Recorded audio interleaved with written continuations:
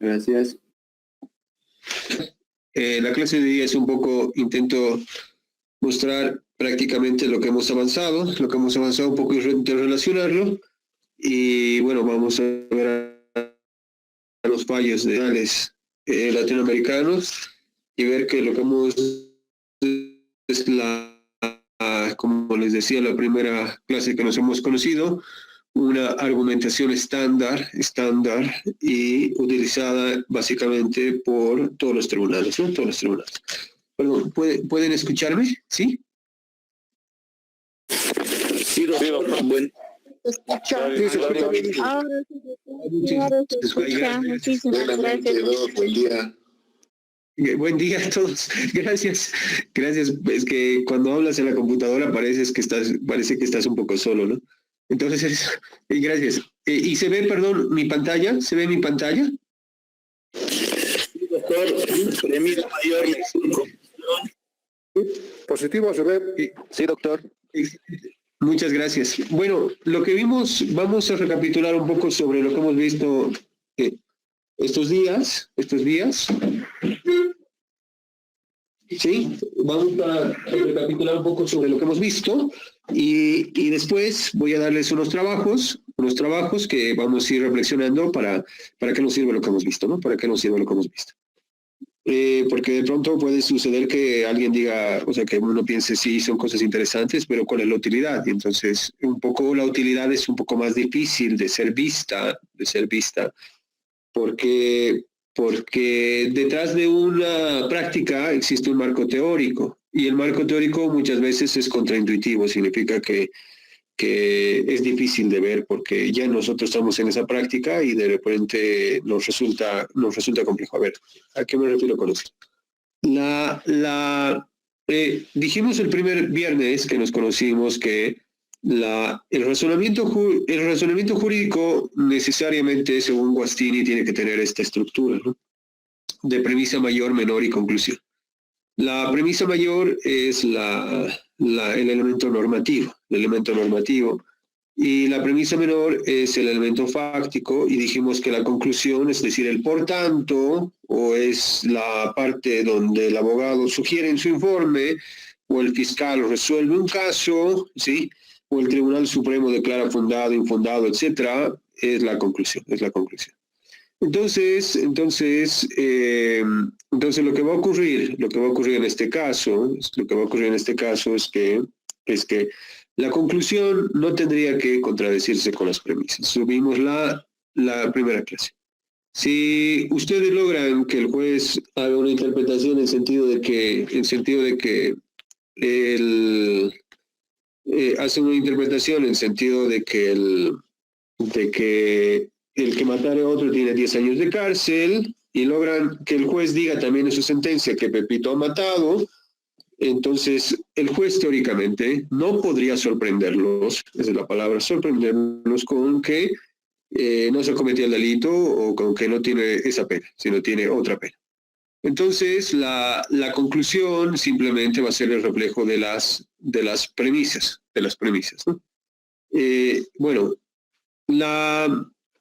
dijimos entre ese día y el día siguiente, el día sábado, que la premisa mayor era el elemento normativo, ¿no? Entonces, vamos a ver hoy día algunas sentencias para un poco evidenciar esto, ¿no?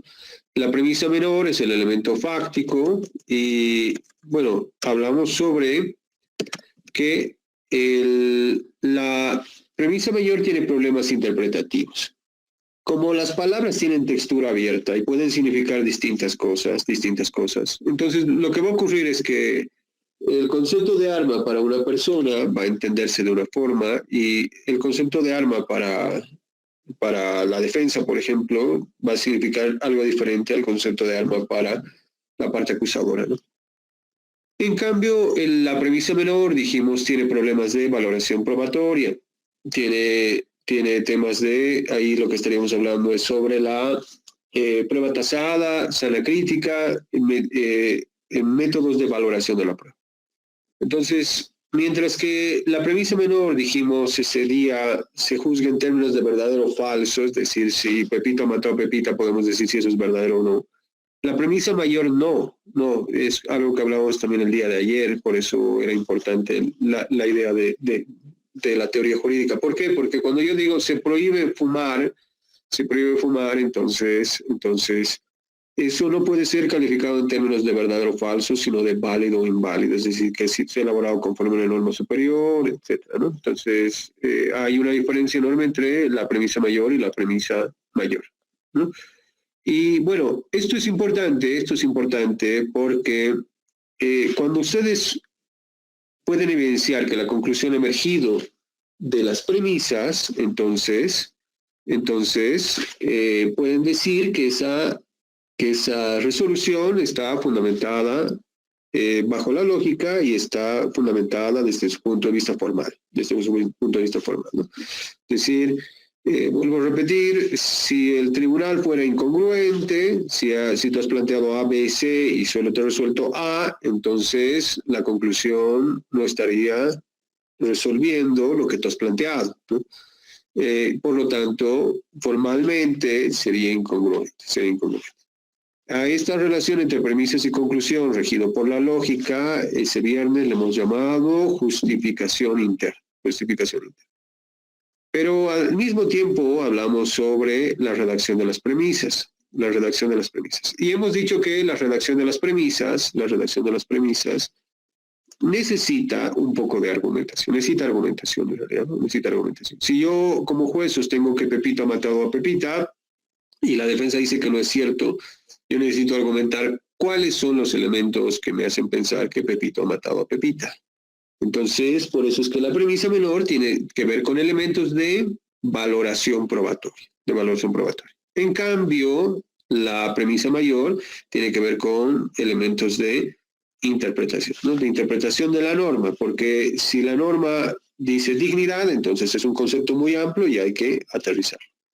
Hemos visto que incluso para aquellos que el día de ayer también hablamos sobre eso, dijimos que cuando nosotros creemos que trabajamos con principios, que son términos generales, abiertos, con palabras que para mí puede significar una cosa, para ti otra, como justicia, dignidad, plazo razonable, ¿cuál es el plazo que es razonable? Para mí es mayor, para ti es menor, o debido proceso. ¿Cuáles son los elementos del debido proceso? Esos son principios. Lo que debo hacer es transformar ese principio en una regla, porque si no lo transformara en una regla, no podría hacerla el silogismo, ¿no? Entonces, aquí es donde se vincula el derecho per se no puede ser subsumido. Es decir, si le digo a otra persona, y a una mujer le digo, Emilia, ¿no? Entonces esta persona puede sentirse agredida o no. Puede ser que diga, no, es que eso no está bien. Entonces, yo debo transformar el derecho al honor, que es muy genérico, y no sé si decirle a otra persona o a la dignidad, decirle Emilia, afectaría o no a su dignidad. Entonces, lo que debo hacer es transformar ese principio en una regla. Y una vez que transformo la regla, recién puedo aplicarlo en un caso concreto. Pero no solamente debo decir, y eso es la justificación interna, pero no solamente debo decir si lesiona o no lesiona su dignidad, su honor, etcétera, sino que además debo de explicar por qué creo que lesiona o no lesiona. Entonces, ahí lo que nosotros veríamos sería la justificación externa, ¿sí? En una sentencia, el Tribunal Constitucional extrae una regla y cuando dice el porqué de la regla, lo que está haciendo es establecer la ratio decidendi. La ratio decidendi es la justificación externa, ¿sí? Si no tuviera congruencia, se lesiona la coherencia o justificación interna. Si es que no está explicando por qué llega a una interpretación o por qué valora de una determinada manera la prueba, entonces tiene problemas de justificación externa, sea sobre la premisa mayor o sea sobre la premisa menor.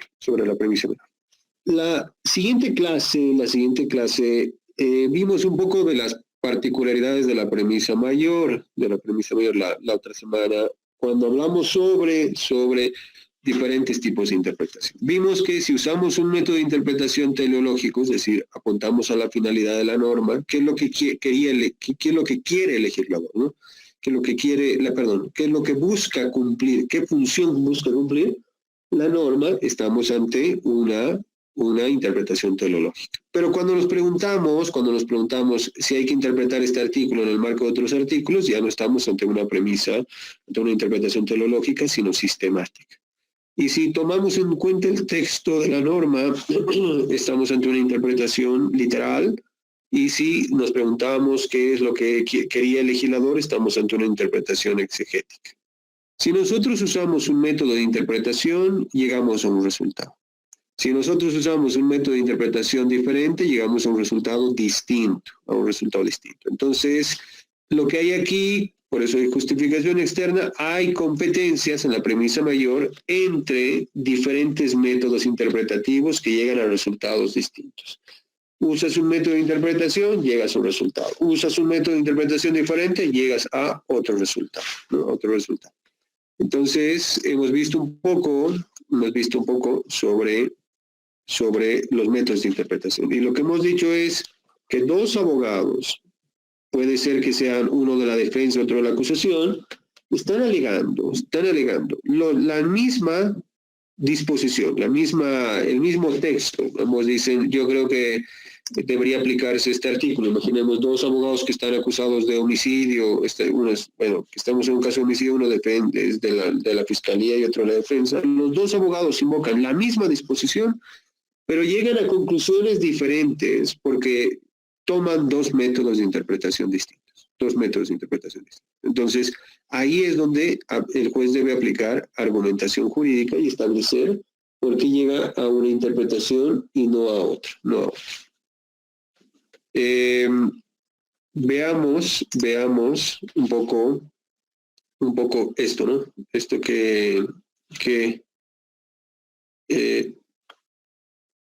veamos un poco esto en un caso. A ver, vamos a ver un caso que es muy facilito, que es un caso muy sencillo, y que tiene que ver con la subsidiariedad de la acción de libertad o habeas corpus, ¿no? Miren, esta sentencia es muy importante porque antes del 2005, la interpretación del Tribunal Constitucional, que seguro ustedes ya la han visto esta sentencia, o bueno, por lo menos la han escuchado, la mayoría, antes de esta sentencia lo que decía el Tribunal Constitucional, es que tú podías interponer de manera directa el habeas corpus, ¿no? Para impugnar cualquier acto que supuestamente lesiona derechos y garantías. Entonces, el tema es que el tribunal en este caso va a cambiar de interpretación. Con el siguiente razonamiento. Bueno, nos pasamos a fundamentos jurídicos del fallo, en la lectura de la sentencia. Lo que dice la sentencia es que la autoridad demandada habría lesionado vulnerado el derecho a la libertad porque ha revocado una medida sustitutiva que cumplía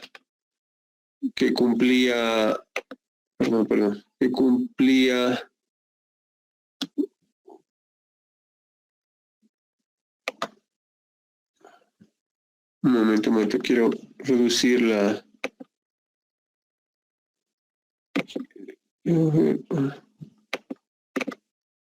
ahora sí.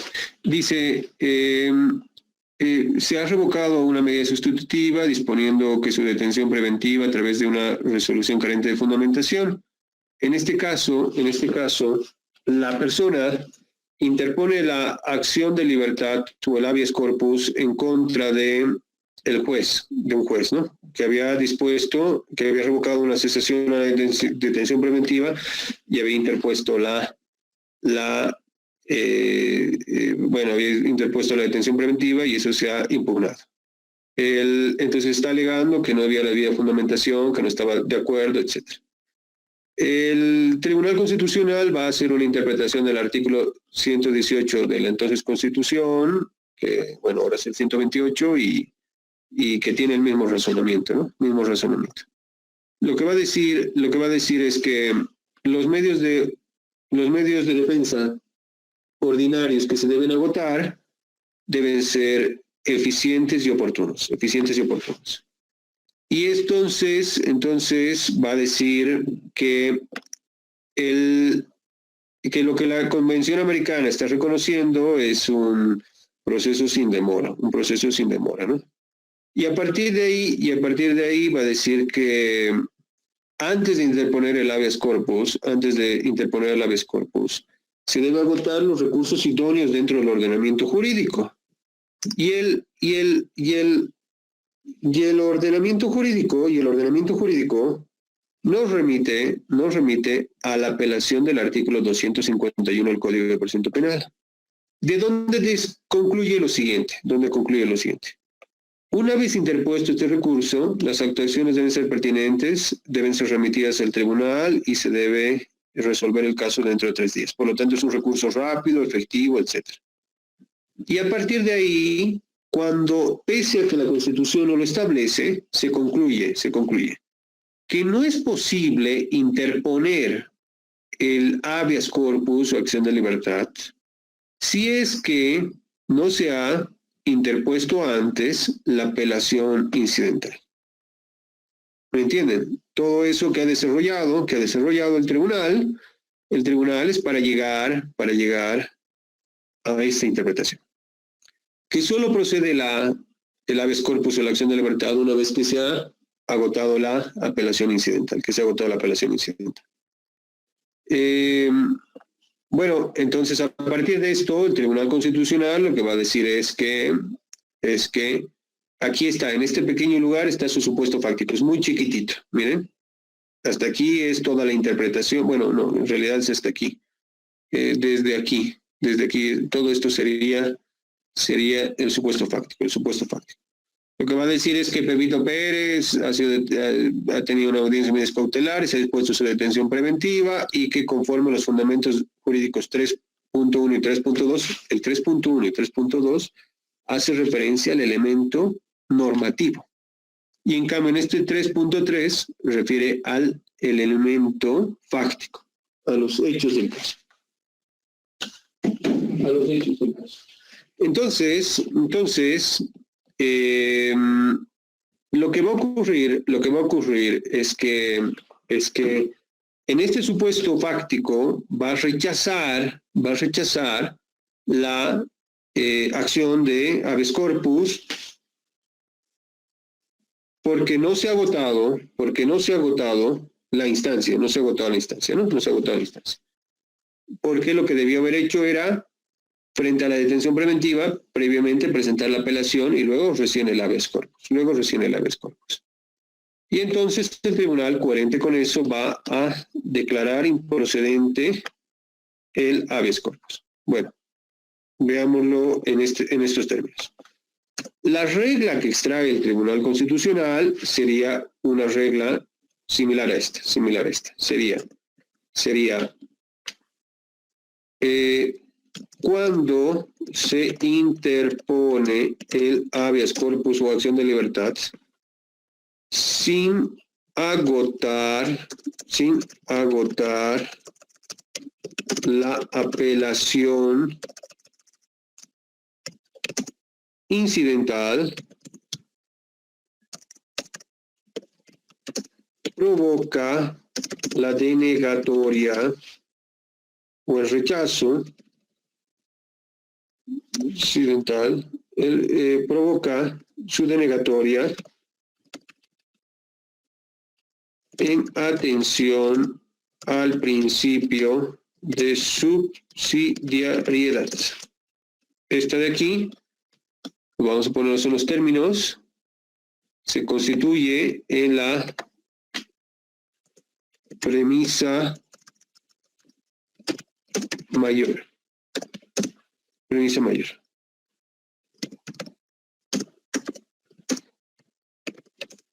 En cambio, la premisa menor referiría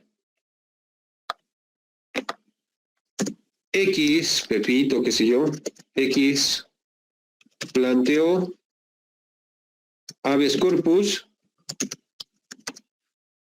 perdón, aquí lo aclaramos. Cuando se interpone acción de libertad contra una resolución cautelar personal sin agotar la apelación incidental, para aclararlo mejor previamente, la apelación incidental provoca su denegatoria en atención al principio de subsidiariedad. X planteó habeas corpus contra la resolución del juez Y que dispone su detención preventiva sin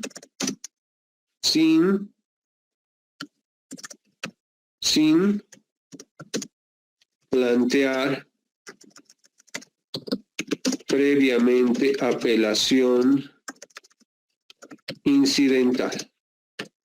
La conclusión, si atienden a las dos premisas, es: corresponde denegar el habeas corpus planteado por X.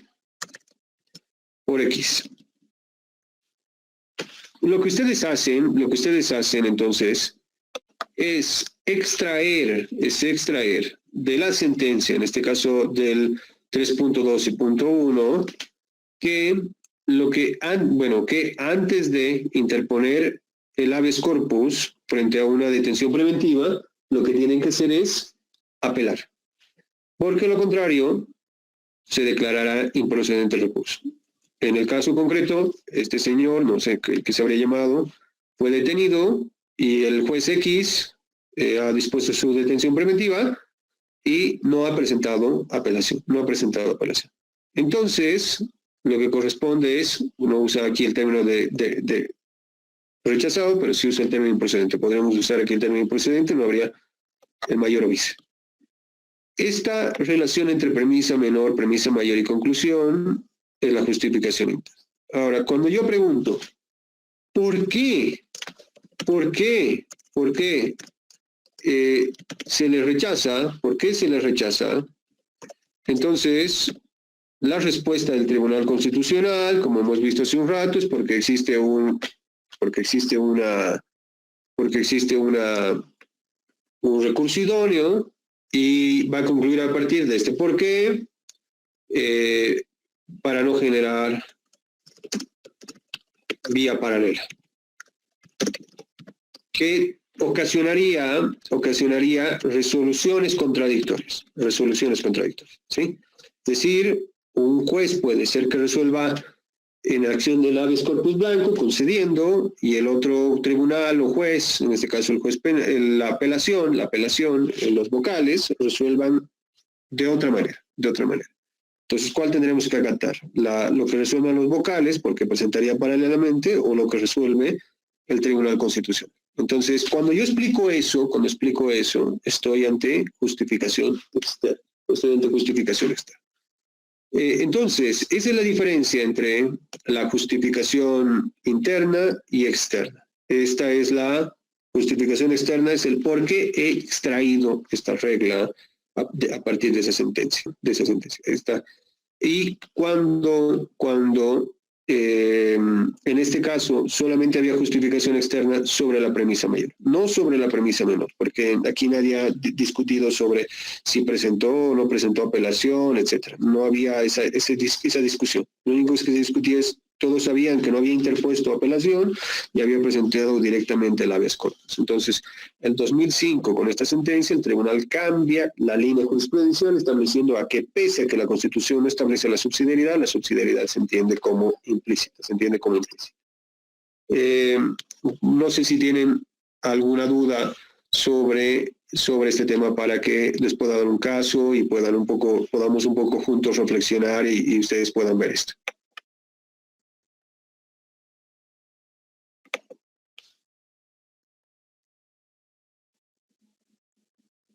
No, ninguno tiene ningún caso, ninguna duda. Doctor, le habla Milenka Paredes. Un favor, no sé si nos podría dar otro ejemplo más para que quede un poco, para que quede este concepto un poco más claro, por favor. Sí.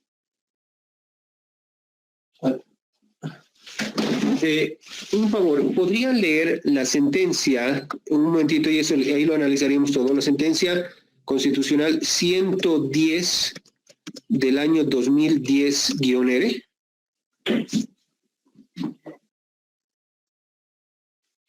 Creo que lo que pasa es que me parece, o mejor, leamos una más sencilla antes de la 110.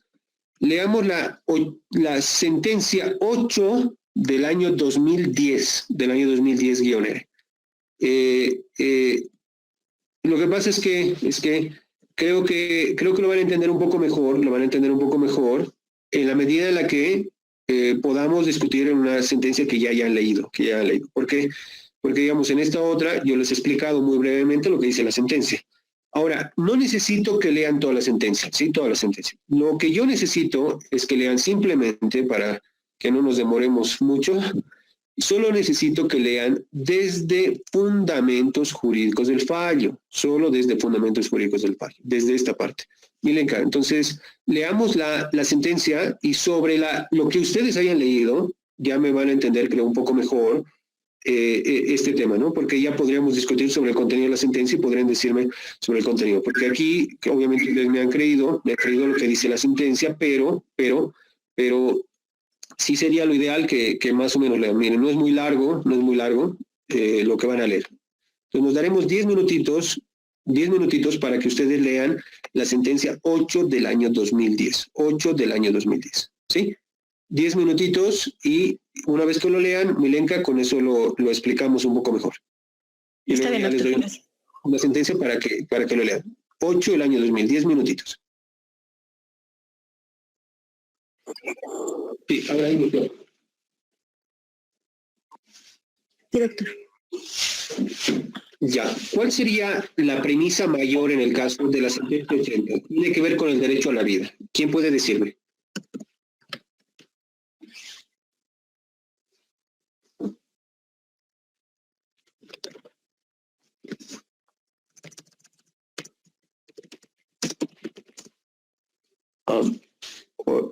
Hola.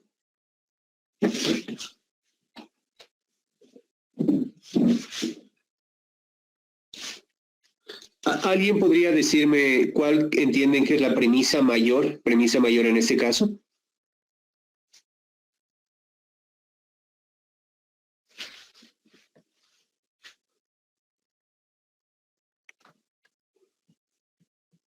Buenos días, doctor, ¿me escucha?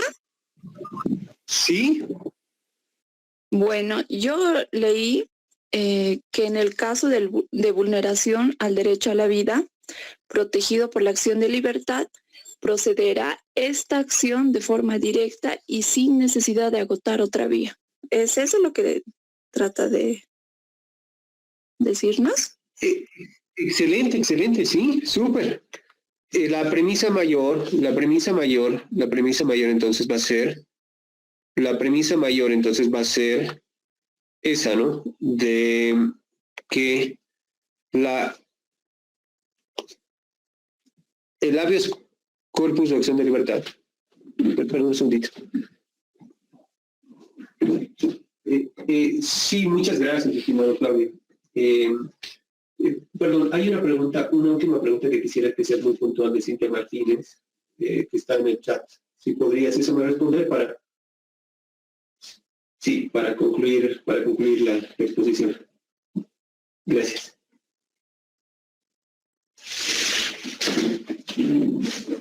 Bueno, escuchen, lo que pasa es que la sentencia va a hacer referencia a lo siguiente, lo que acabas de decir. El habeas corpus no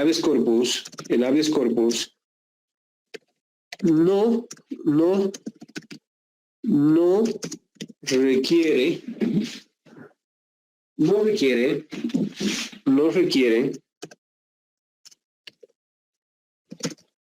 el agotamiento de instancias,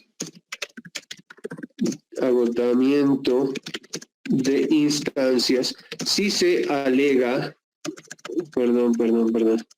instancias, si se ¿Qué pasa con esto?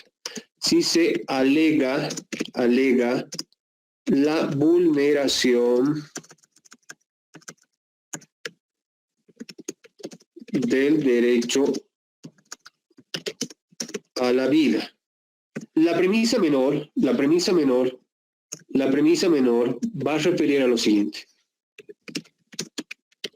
Va a referir a que X, en el caso concreto, ¿quién podría decirme a qué refería la premisa menor?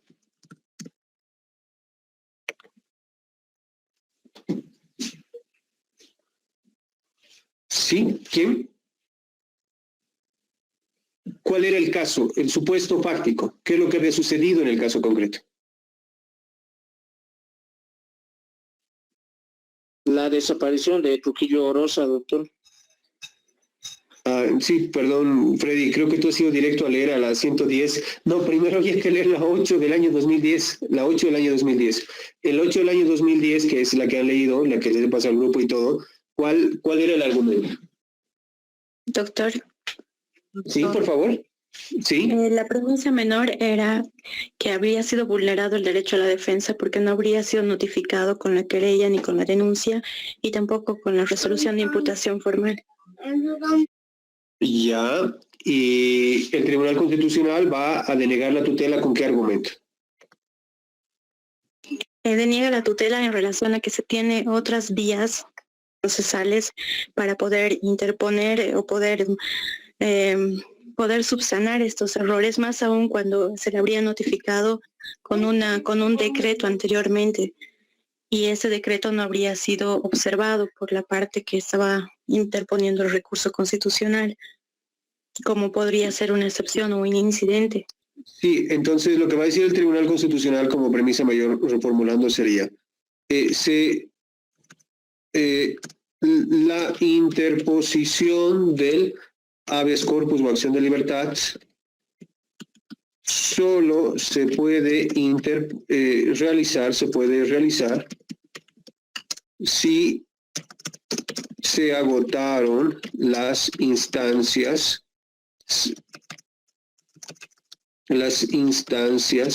salvo se alegue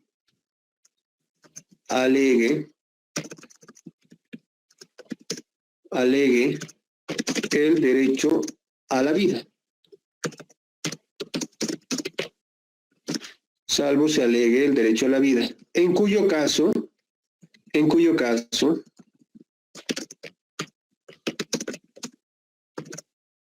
la interposición del habeas corpus es directa.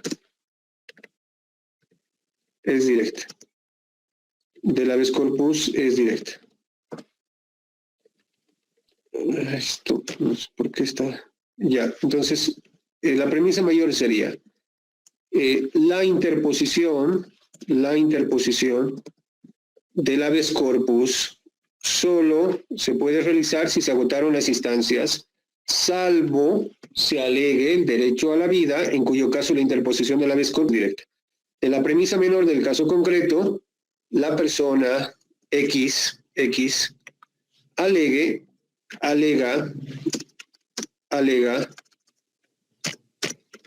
lesiones a su derecho, a su garantía al debido proceso. Lesiones al debido proceso. Sin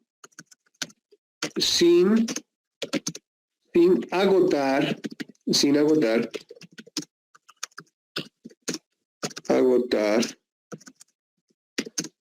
la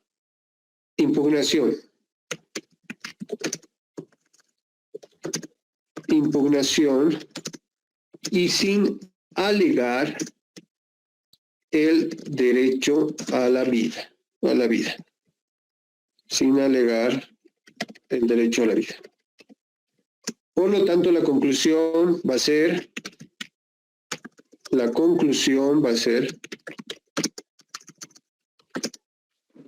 perdón, un segundito. Esto se me ha atorado mi computadora en esto.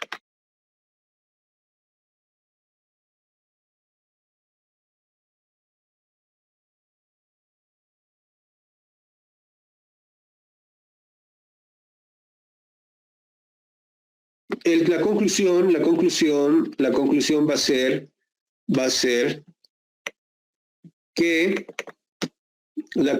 va a ser que esto no sé por qué no funciona. Ya, la conclusión va a ser que corresponde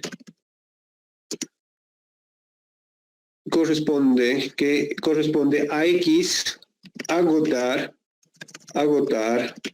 la instancia antes de plantear, está mal esto mi teclado, plantear el habeas corpus. Esa es la conclusión que extraemos de la redacción de nuestra premisa mayor, de nuestra premisa menor, y a donde llega la sentencia constitucional. Entonces,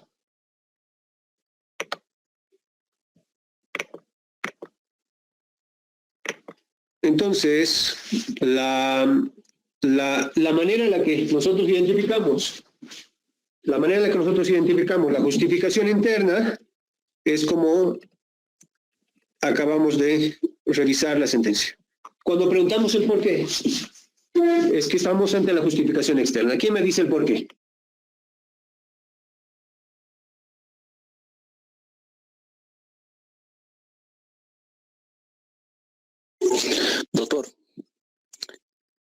Doctor, le habla Marcelo Cantuta. ¿Aló?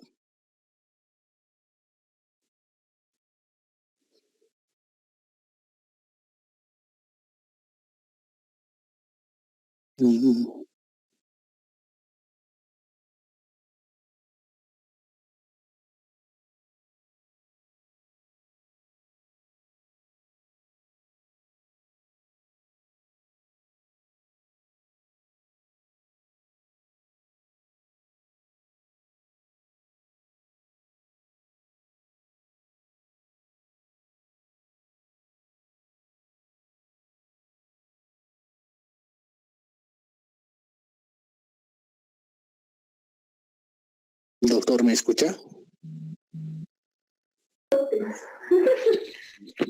Pareciera que el contacto con el doctor. ¿Aló, doctor? ¿Hay audio? ¿O ya están pasando? Ingeniero Jesús.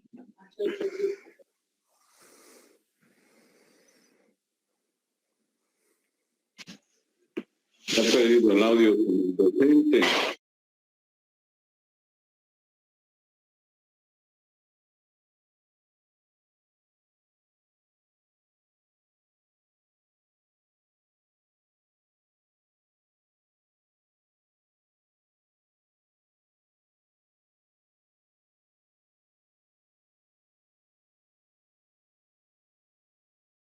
Aló, lo siento mucho, es que mi teclado, aprieto una tecla y se está colgando, es decir, se queda las teclas, pero creo que ya arreglado, parece ser que era una de las teclas que estaba atorada de mi laptop. Por favor, veamos, ¿por qué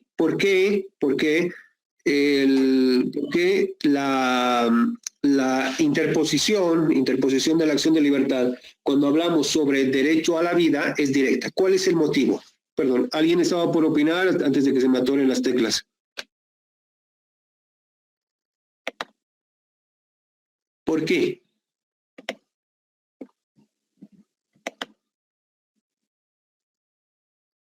¿Hola? ¿Alguien? Doctor, porque es derecho fundamental y es derecho humano. Pero el derecho a la garantía del debido proceso también es derecho humano y también es derecho fundamental. Entonces, el tribunal ha hecho una diferencia entre el derecho a la vida y la garantía del debido proceso. Cuando tú alegas debido proceso, debes agotar la apelación, pero cuando se trata del derecho a la vida, ya no. ¿Cuál sería la diferencia?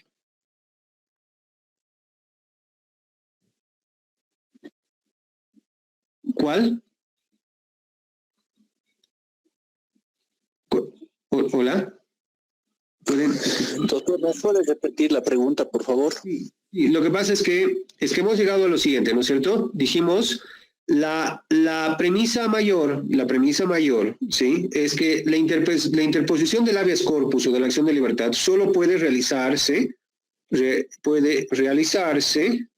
uy, sí, mi computador está un desastre, ya, perdón, realizarse si se agotaron las instancias, salvo se alegue el derecho a la vida, en cuyo caso la interposición del habeas corpus es directa. Es decir, si tú alegas que te están persiguiendo para matarte, no necesitas agotar instancias, directo interpones la acción de libertad, ¿sí? Porque está en juego el derecho a la vida. La premisa menor es que el X ha alegado lesiones al debido proceso, pero no ha agotado la impugnación, en cuyo caso, como no ha alegado el derecho a la vida, debe agotar las instancias. Y finalmente, lo que se ha dispuesto es que corresponde a X agotar la instancia antes de interponer el amparo, la acción de libertad, ¿no? La acción de libertad o el habeas corpus, ¿no? Entonces, esto es la justificación interna de la sentencia que han leído ustedes. Es decir, la premisa mayor es la regla que nosotros extraemos de la sentencia constitucional. O sea, cuando leen una sentencia constitucional, lo que ustedes tienen que hacer es extraer una regla. Luego, leen el supuesto fáctico, y ese supuesto fáctico tiene que tener relación con la regla que han extraído. Y finalmente, se va a resolver el caso conforme las dos premisas. Es decir, si hemos dicho la premisa mayor, como ha sucedido en este caso, que solo pueden presentar habeas corpus una vez que han agotado instancias, salvo aleguen el derecho a la vida, lo que van a decir, en el presente caso, no están alegando el derecho a la vida, sino están alegando vulneraciones al debido proceso, por lo tanto, el accionante debe previamente agotar las instancias previas al habeas corpus. Entonces, la pregunta que hicimos es, ¿por qué cuando se alega lesiones al debido proceso se debe agotar instancias? Y cuando se alega el derecho a la vida, no se debe agotar instancias. ¿Cuál es el motivo? La respuesta que ustedes me den va a ser la justificación externa a la premisa mayor. Sí, no sé si me explique. Ahora sí, alguien podría decirme por qué sobre la presunción de inocencia, derecho a la defensa, etcétera, hay que agotar instancia antes de la acción de libertad, y por qué cuando alegan derecho a la vida no se necesita plantear la acción de libertad, no se necesita agotar instancias antes de interponer la acción de libertad o habeas corpus. ¿Por qué? Mayor, doctor. Perdón, ¿por qué? Porque el derecho a la vida es un bien mayor. Sí, pero decir que es mayor es una afirmación, todavía no es una argumentación. Si nosotros dijésemos en nuestra sentencia, porque el derecho a la vida es el bien mayor, entonces uno preguntaría, ¿y por qué no ha sido otro derecho más importante que este? No sé si me explico. Es decir, cuando nosotros explicamos acá, aquí esa diferencia entre lo que es explicar y lo que es argumentar. Explicar, te voy a dar la diferencia con un ejemplo de Genaro Carrió en un texto muy bonito, que se llama, ahorita se me ha borrado el nombre, pero pone el siguiente ejemplo. Genaro Carrió vio sobre el derecho y el lenguaje, ¿sí? Sobre el derecho y el lenguaje. Genaro Carrió vio un video de una persona que en un crucero, todo el tiempo estaba hurtando cosas, ¿sí? Todo el tiempo estaba hurtando cosas. Y entonces, lo que va a ocurrir es que cuando lo descubrían, dice Genaro Carrió, él sacaba un certificado que decía, y Genaro Carrió decía que tenía un aire de duque y que lo hacía muy orgulloso, y decía, miren, lo que pasa es que el colegio médico me ha declarado cleptómano, y como soy cleptómano significa que yo robo, punto. ¿Eso sería justificar o sería explicar? ¿Quién me dice? Justificar o explicar. Vuelvo a repetir. Exacto, es explicar, porque lo único que está diciendo es, ¿por qué está robando? Es decir, porque es cleptómano, pero no está, ¿qué cosa? Justificando el acto. Ahora, lo que nosotros necesitamos aquí es que se argumente, es decir, se justifique el por qué el planteamiento del derecho a la vida no requiere subsidiariedad y el habeas corpus, todos los elementos de la garantía del debido proceso, presunción de inocencia, doble instancia, sí necesita. ¿Cuál sería la diferencia? ¿Por qué? ¿Cuál sería la justificación externa, en otras palabras? ¿Quién puede decirlo? Doctor, porque la vida está en peligro. La vida es la base fundamental de la Constitución Política del Estado. Está muy bien, pero si la primera respuesta que hicieron ustedes fue porque el derecho a la vida es fundamental, fue la primera respuesta. Yo les decía, pero la garantía del debido proceso también es fundamental. ¿Por qué entonces el derecho a la vida, que es un derecho fundamental, va a tener preeminencia sobre otros derechos como la presunción de inocencia o la garantía o el derecho a la defensa? También son fundamentales. El hecho de que el derecho a la vida sea fundamental no diferencia en la sentencia de lo que han leído con los otros derechos. Los otros derechos debes agotar la instancia, pero no respecto al derecho a la vida. No sé si me explico. Cuando me responden, la vida es fundamental, entonces yo les respondería, pero el derecho a la defensa y todo lo demás también es fundamental y sobre esos otros derechos hay que apelar, pero en cambio respecto al derecho a la vida, directo interpones el habeas corpus. ¿Cuál sería entonces el criterio diferenciador? El solo decir que es fundamental no lo es. Fred, no sé por qué la vida está en peligro. Bueno, los otros derechos también están en peligro. ¿Por qué? Blida. Sí, porque Blida. es un derecho humano. ¿Porque es un derecho humano? Humano No. y universal. No, tampoco, porque el derecho a la defensa también es universal. Pero lo que está diciendo el tribunal es, el derecho a la vida, si es que alegas eso, directo presentas el habeas corpus. Pero si alegas otro derecho como el derecho a la defensa, que también es derecho humano y que también es derecho fundamental, no. Tú debes primero agotar la instancia y luego recién presentar el habeas corpus. ¿Cuál sería el criterio entonces diferenciador entre uno y otro?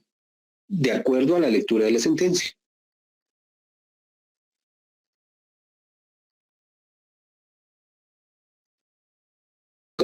Sí, por favor.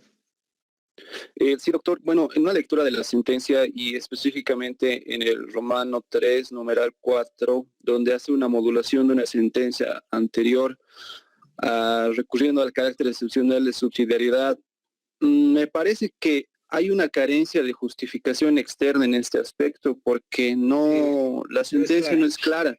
Se limita a señalar en el Romano 3 de ese punto, en caso de vulneración del derecho a la vida, protegido por la acción de libertad, procede esta acción de forma directa y sin necesidad de agotar vía, pero no explica, no argumenta el motivo de esta modulación. O sea, en los dos parágrafos anteriores argumenta por qué en el debido proceso sí debe proceder la subsidiariedad, pero no argumenta en este caso, se va directamente a una conclusión que, bueno, va a sostener en lo pertinente lo demás de la sentencia, ¿no? Bueno, ese es tal vez un poco mi argumento, doctor. Tienes en gran parte, Adrián, mucho de la razón, pero en este caso, el Tribunal Constitucional, si hacemos una interpretación de toda su jurisprudencia y de la jurisprudencia que está citando, lo que te va a decir es lo siguiente: el derecho a la vida es el supuesto esencial para ejercer el resto de derechos. No sé si me entienden.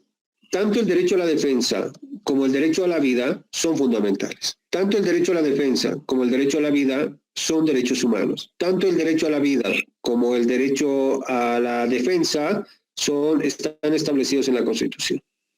Lo que hace diferente ambos casos, es decir, el trato que se le da al derecho a la vida respecto al derecho a la defensa, etcétera, está en que sin el derecho a la vida no puedes ejercer el derecho a la defensa, ni la garantía del debido proceso, ni el derecho a la propiedad, ni el resto de derechos. Lo que ahorita ha observado Adrián es muy cierto. La sentencia constitucional, básicamente, tiene un presupuesto implícito, y tú lo que debes hacer, Adrián tiene toda la razón en eso, es revisar todas las sentencias que está citando para llegar a esta conclusión, ¿sí? Esta conclusión. Es una sentencia que tendría que haber sido muy claramente, debió la justificación externa haber sido explícita, ¿no? Pero esta es una justificación implícita, y esa es la diferenciación que va a hacer el Tribunal Constitucional entre el derecho a la vida y el resto de derechos. Ay, perdón, no es en la premisa menor, esto es en la premisa mayor, ¿no? Entonces, Doctor, buenos días. Doctor, buenos Sí. días. ¿Eso implicaría de que el derecho a la vida estuviera en el catálogo, lo que llamamos derecho fundamentalísimo? No. En alguna manera tendría que entenderse de esa manera, pero el tribunal no está resolviendo eso. No sé si me estoy explicando. Lo que el tribunal está resolviendo es que el derecho a la vida, por su naturaleza, debe tutelarse de manera directa. Lo que no está resolviendo es si existen derechos fundamentales y fundamentalísimos. No sé si me estoy explicando. Ese es un elemento que el tribunal no está tratando. Implícitamente se podría deducir algo así, que el derecho a la vida tendría que ser más importante que el resto de derechos, pero no es un elemento que el tribunal expresamente haya tratado. Lo que ha tratado en este caso es que, por su naturaleza, si tú no tienes vida, no podrías ejercer el resto de derechos. No sé si me expliqué. Doctor, le rogaría, por favor, le habla Ramiro Martán, nos explique el tema de interpretación implícita, por favor. Sí, lo siento mucho, pero eso tiene que ver con lo que vimos ayer. ¿Qué es lo que tiene que ver con lo que vimos ayer? Yo lo que les decía, bueno, no ayer, lo vimos hace unas semanas anteriores. Si yo le digo a otra persona, esto es un ejemplo de Joseph Aguilar, le digo, eres un traidor. Eres un traidor porque eres delator, ¿no? Eres delator. O sea, eres un traidor porque eres delator. Eso es lo que una persona le dice a otra persona. A partir de lo que ha dicho esta persona, ¿podríamos extraer lo que es la premisa mayor y premisa menor? Claro que sí, ¿sí? La premisa mayor sería,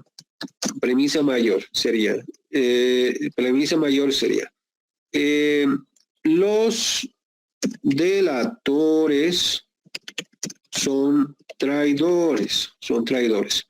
La premisa menor sería X delató a Y, digamos, frente a su madre, ¿no? Le dijo, mamá, mi hermano está haciendo no sé qué cosa. Y la conclusión va a ser X es un traidor. No sé si me entienden. Cuando ustedes dicen, cuando están haciendo en un juicio y ustedes hacen sus memoriales o son jueces y hacen su resolución, muchas de las aseveraciones que hace el juez tienen premisas implícitas. ¿Qué significa eso? Cuando el niño le ha dicho al otro, eres un traidor porque eres un delator, su premisa mayor de ese niño es, los delatores son traidores. X me ha delatado frente a mi madre. Por lo tanto, X es un traidor. No sé si me estoy explicando. El Tribunal Constitucional, los jueces, cuando resuelven los casos, no tendrían que tener premisas implícitas. Todas las premisas que deben utilizar tendrían que ser premisas explícitas. Significa que tendrían que ser claras a la mera lectura. Entonces, en este caso, el tribunal lo que está haciendo es utilizar una premisa implícita, que es la que está contenida en la jurisprudencia que el propio tribunal aplica, en sentido de que la vida es el supuesto esencial para ejercer el resto de los derechos.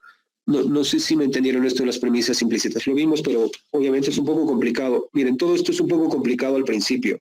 Cuando ustedes empiecen si es que logran leer un poco más, si empiezan a leer sentencias, cuando empiecen a leer sentencias constitucionales, es decir, no solo bolivianas, yo les aconsejo de Colombia, de Estados Unidos, va a llegar un momento donde esto se les va a hacer muy sencillo. Van a leer un caso y van a decir, la premisa mayor es esta, la premisa menor es esta. Y cuando lean una resolución va a ser muy sencillo decir, tengo que apelar esta decisión en la premisa mayor, porque el juez ha tomado una premisa demasiado implícita. No sé si me estoy explicando. ¿Me entendieron las premisas implícitas?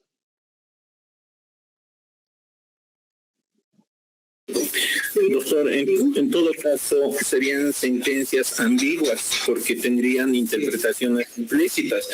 Y ayer nos refería usted y en el transcurso de este módulo, lo implícito llega a sugestionar y a realizar cada quien una interpretación conforme al caso que pueda tener, etcétera, etcétera, el cual nos estuviese creando dudas y hasta estuviese vulnerando ciertos derechos.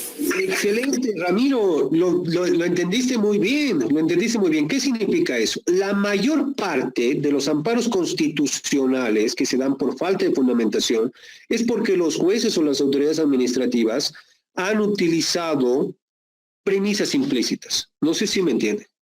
Porque han presupuesto que el resto de las personas o que era obvio la premisa que estaban utilizando. Y como esa premisa no es obvia, entonces lo que tú haces es presentas amparo constitucional porque dices que hay esa ambigüedad, Ramiro.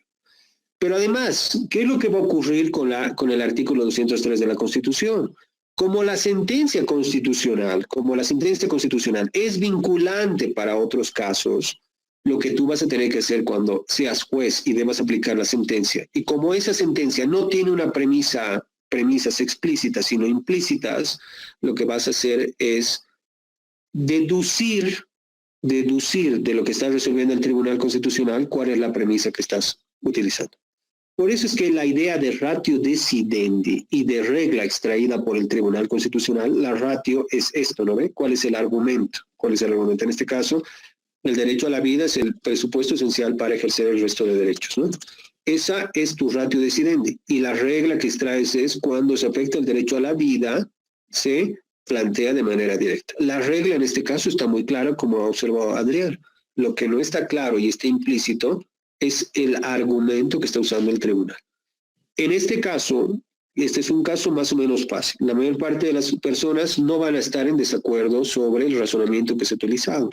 Pero en otros casos, autos de vista, sentencias o resoluciones van a ser impugnadas porque el juez o la autoridad administrativa ha usado un presupuesto demasiado implícito. No sé si me entendieron.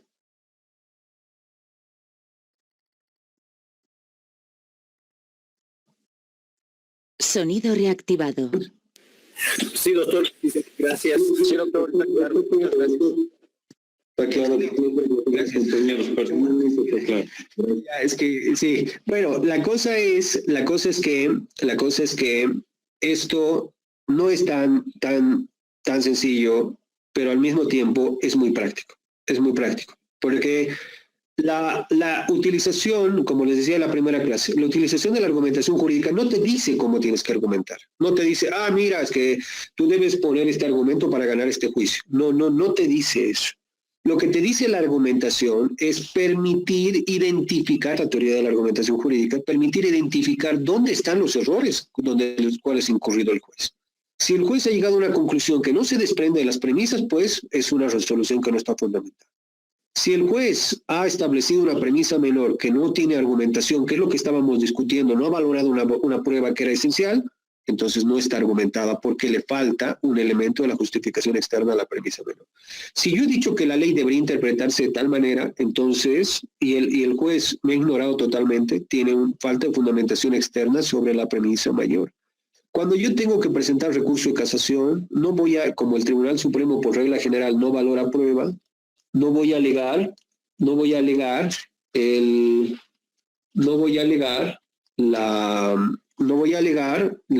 voy a analizar la premisa menor, voy a analizar única y exclusivamente la premisa mayor.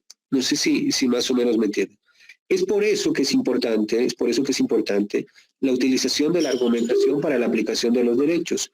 Ahora, si tienes un derecho, como al día de ayer vimos, el derecho es un principio, tiene mucha vaguedad. No sabemos muy bien, como ha dicho en su momento Ramiro, no sabemos muy bien qué es dignidad, qué es justicia, qué es debido proceso.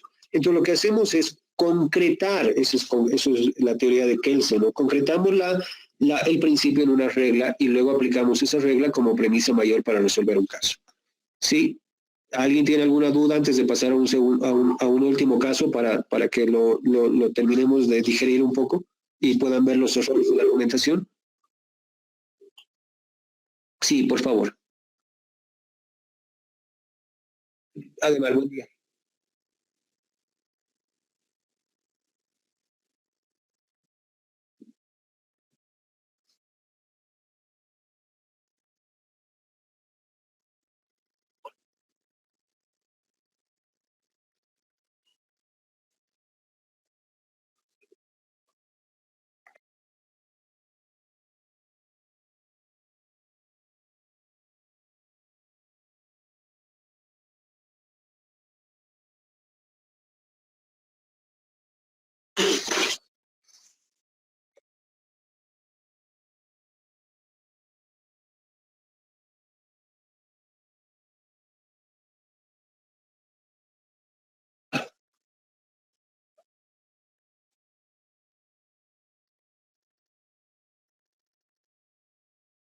Sí.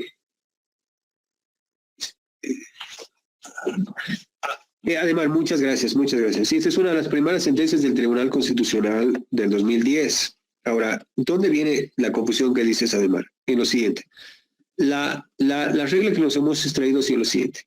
La interposición del habeas corpus solo puede realizarse si se agota, hemos dicho, ¿no? Como regla, si se agotaron las instancias, salvo se alegue el derecho a la vida, en cuyo caso la interposición del habeas corpus es directa. Y hasta ahí está bien.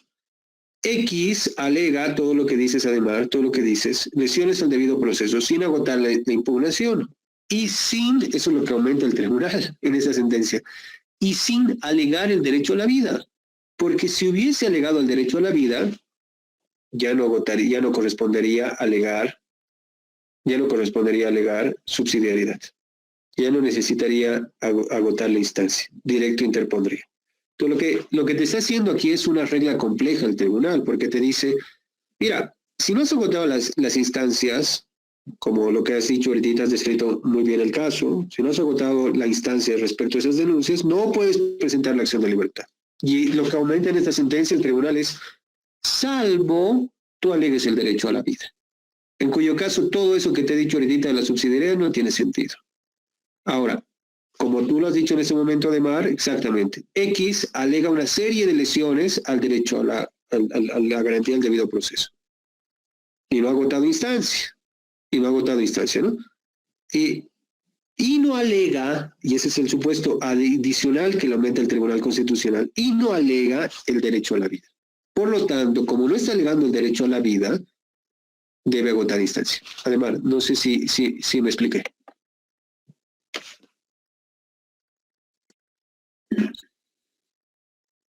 Sí, entonces tú lo que extraes de la lectura de la sentencia es la regla que estableció el tribunal y a partir de ahí lo subsumes al caso para llegar a una conclusión. Vamos a leer la sentencia para anotar, ya con algunos de ustedes me imagino que si es que alguien ha sido mi alumno antes, ya hemos debido analizar esta sentencia. Creo que es un poquito más larga, pero es muy útil para identificar cuáles son los errores en la argumentación, ¿ya? Los errores en la argumentación. Es la sentencia 110 del año 2010. Quisiera que ahora mismo también les voy a pasar, nos demos igual 10 minutos, y en esta sentencia que les he pasado es una sentencia de fácil redacción, teóricamente no tendría que ser tan complicada ya, pero ya han visto que sí es un poco complicada. Pero la sentencia 110 ya es un poco más enredada, es la que ya había leído Freddy sobre el caso Trujillo-Orosa, ¿sí? Sobre el caso Trujillo-Orosa. Solo tienen que leer desde el punto 3.3, ¿sí? 3.3. Ahí vamos a armar la justificación interna y externa y vamos a ver los errores en los que comete la sentencia. Estoy casi seguro que los que no han pasado clases conmigo y han hablado de esta sentencia van a estar seguros de que aquí no ha habido errores, pero a ver, lo veremos, tal vez estoy equivocado. Entonces, nos demos, por favor, entre 10 minutos para analizar esta sentencia, para que la lean la sentencia, solo fundamentos jurídicos del fallo desde el 3.3, ¿ya? Desde el 3.3. No tienen que leer toda la sentencia, no toda la sentencia, solo desde el 3.3. Ahora también les voy a pasar al grupo. Entonces, denme un ratito, les paso al grupo, leamos los 10 minutitos y a partir de ahí analizamos la sentencia para ver igual un caso, ¿no? Sobre esta temática. Ya, 10 minutitos entonces.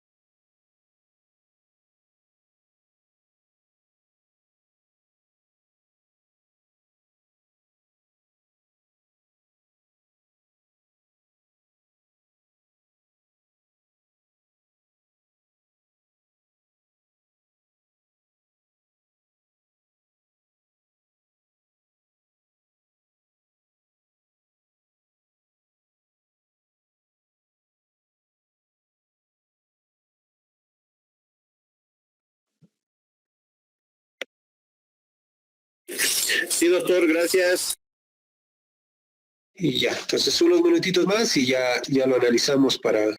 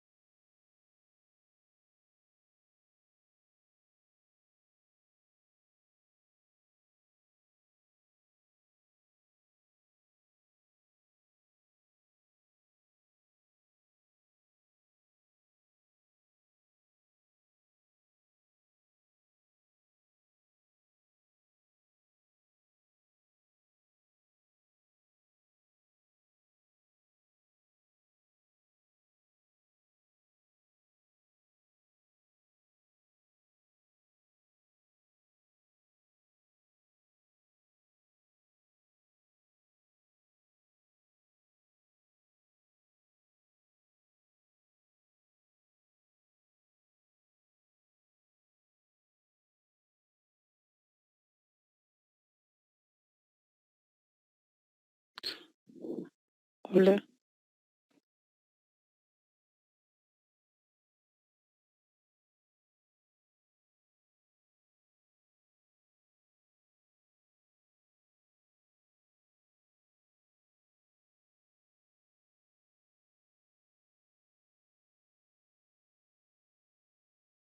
Bueno, vamos a ver la sentencia 110.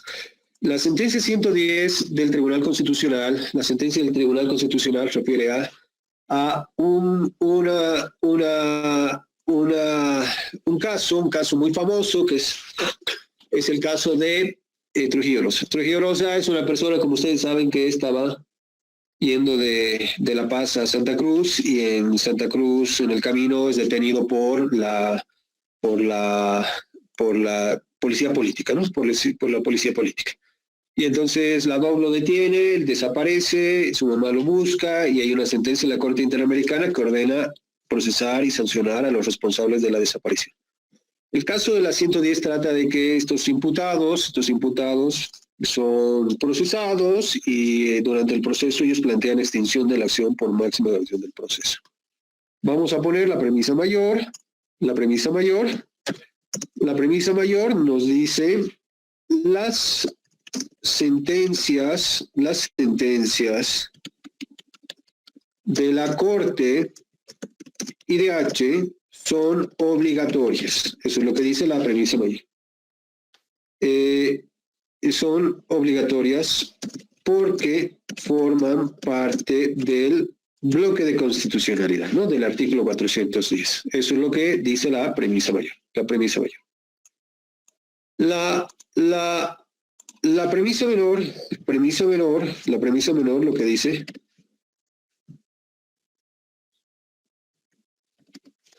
la premisa menor lo que dice la premisa menor es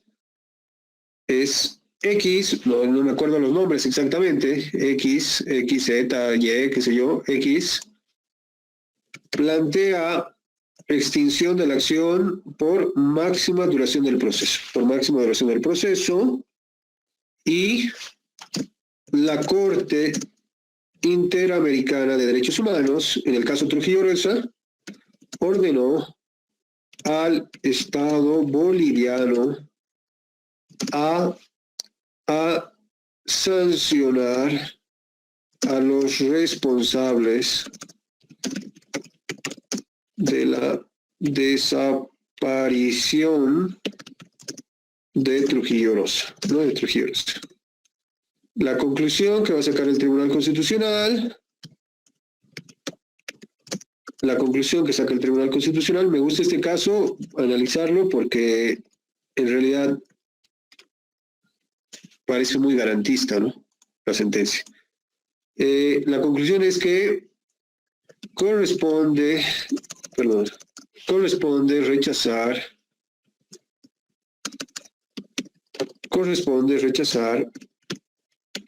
la solicitud de extinción de la acción por máxima duración del proceso, ¿no? En atención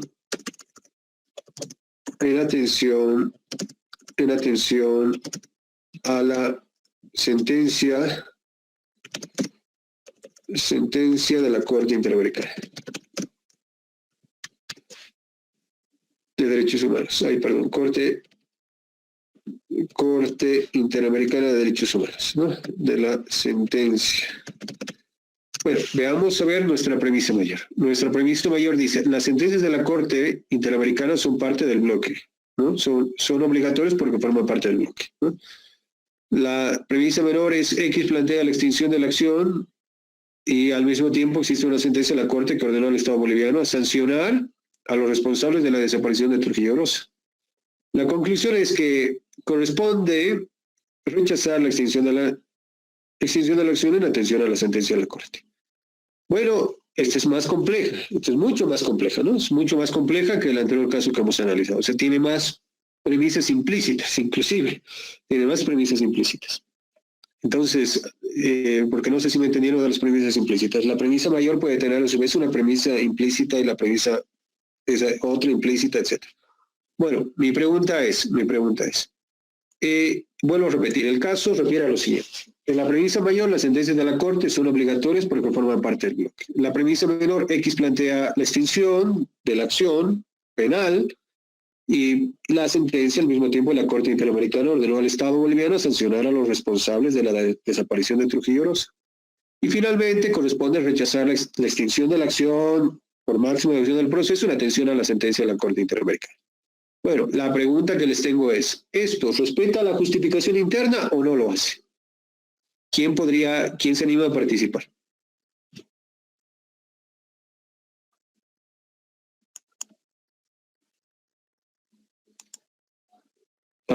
¿Pueden escucharme? Ya, Sí, por doctor, favor. un gran favor, ¿podría repetir la pregunta? No he logrado escuchar bien, por favor. Sí, si tomamos en cuenta estas dos premisas, este es un caso mucho más complejo que el anterior, ¿no es cierto? Tomamos en cuenta, llegamos a la conclusión, entonces, ¿se respeta la justificación interna?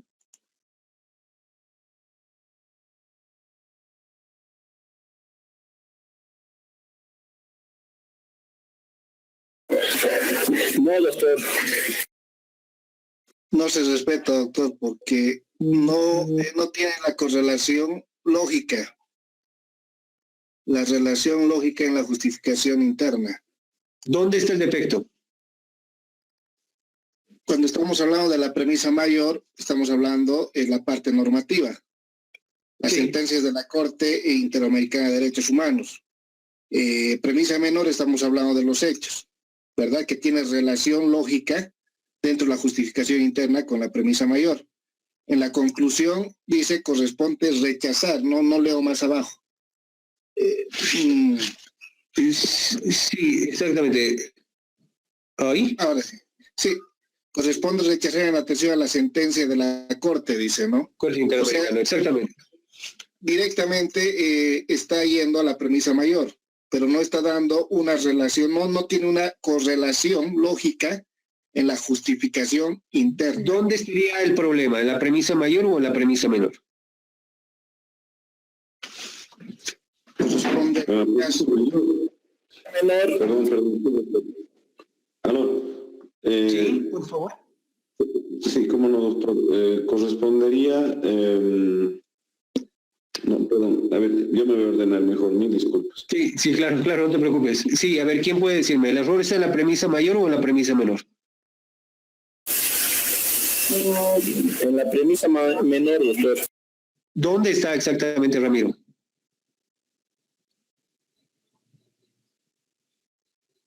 ¿En qué partecita de la premisa menor? En el numeral 4, doctor, de la parte que refiere, debe considerarse también la citada sentencia en forma parte del bloque constitucional boliviano.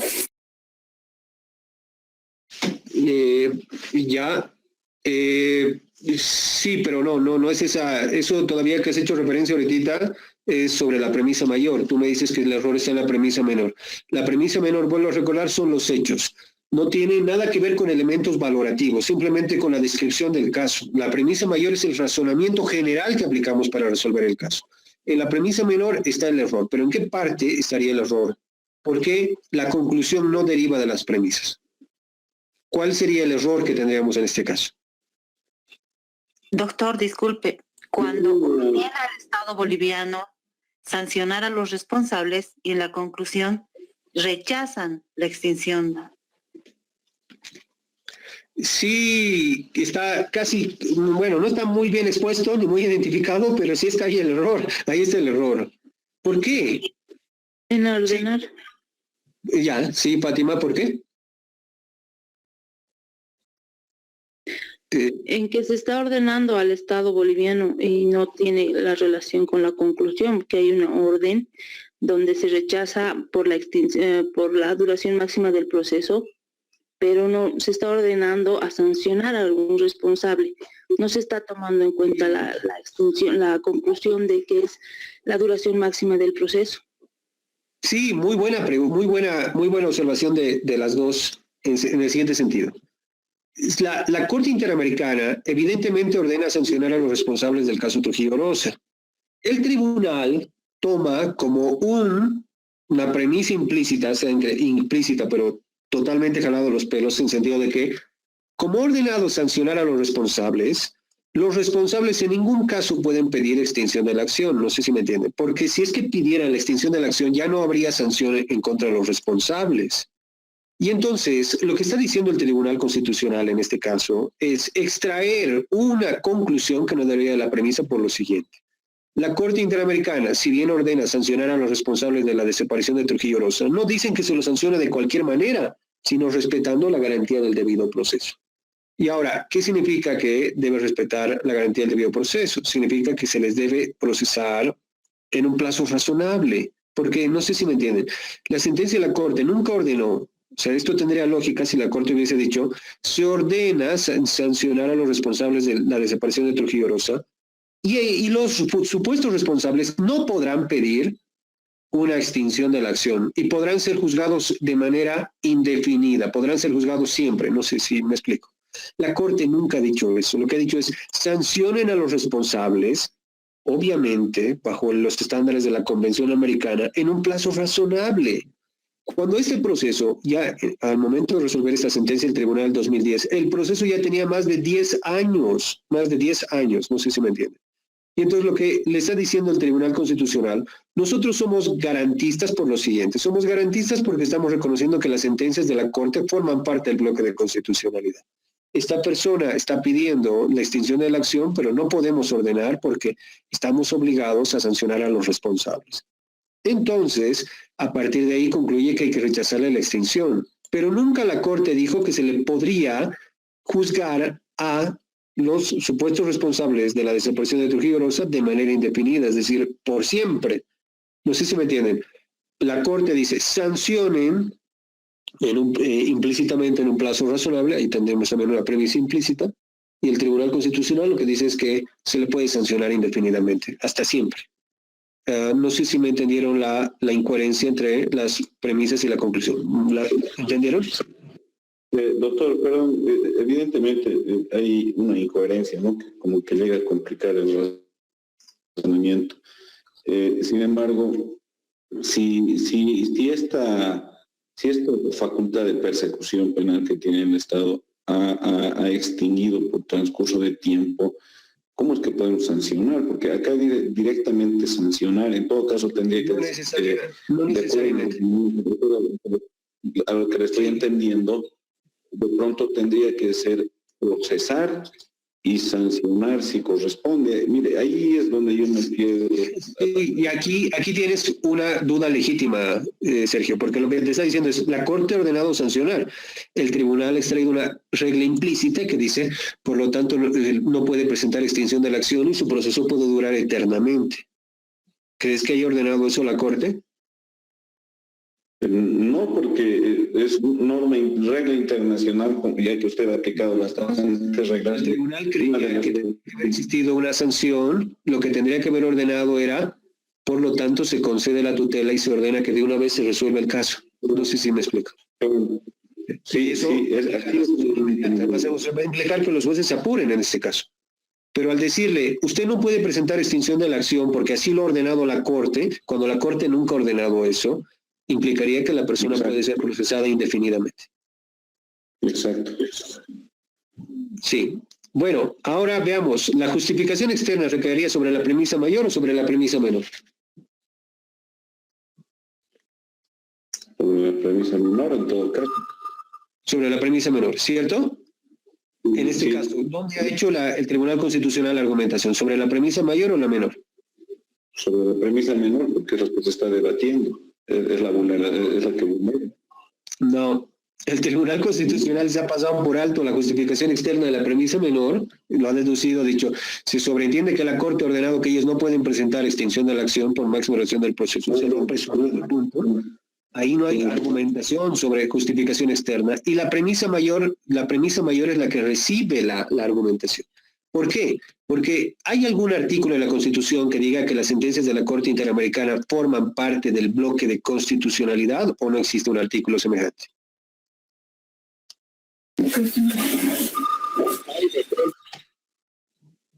No existe un artículo. Lo que dice el artículo 410 de la Constitución es los derechos humanos forman parte del bloque. No dice las sentencias de la Corte forman parte del bloque. Lo que está haciendo el tribunal es transformar esa regla, sacar una interpretación y establecerla como premisa mayor. Ahora, ¿cuál sería la deficiencia de esa interpretación del Tribunal Constitucional al sostener que las sentencias forman parte del bloque? ¿Cuál es el error argumentativo?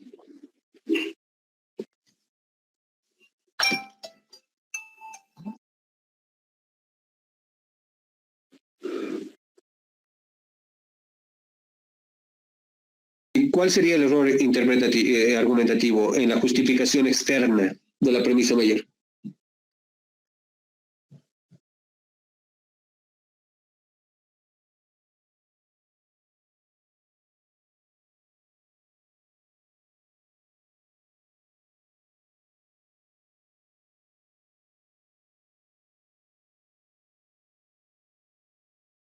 ¿Nadie? ¿Nadie?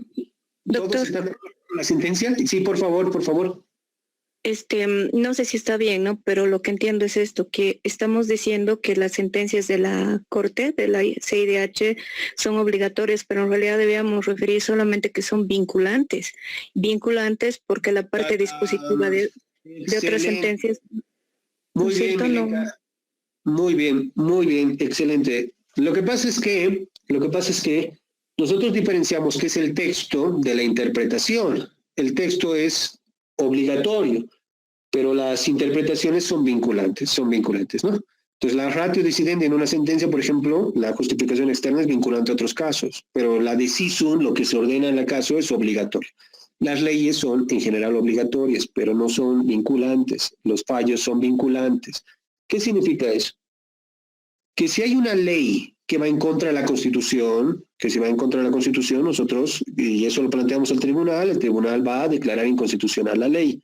Pero si hay una ley que va en contra de un tratado internacional de derechos humanos, ¿prevalecería la sentencia o prevalecería la ley?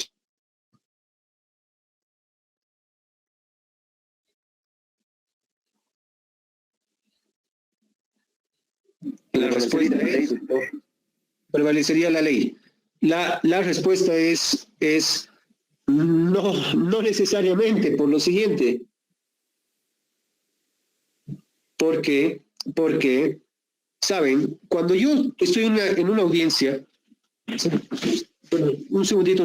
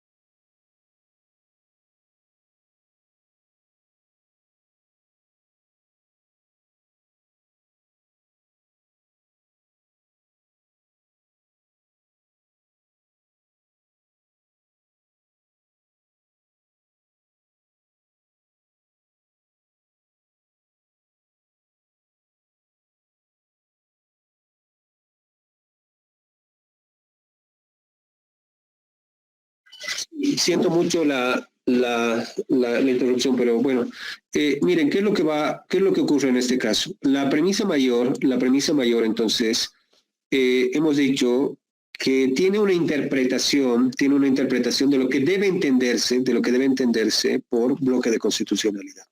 Y lo que está diciendo el bloque de constitucionalidad, lo que está diciendo el tribunal, es que estas sentencias de la Corte Interamericana tendrían que interpretarse tendría que estas sentencias de la Corte serían parte del bloque de constitucionalidad. Y bueno, tendríamos el siguiente razonamiento, ¿no? El siguiente razonamiento por parte del tribunal, y creo que es indispensable tratar sobre el mismo.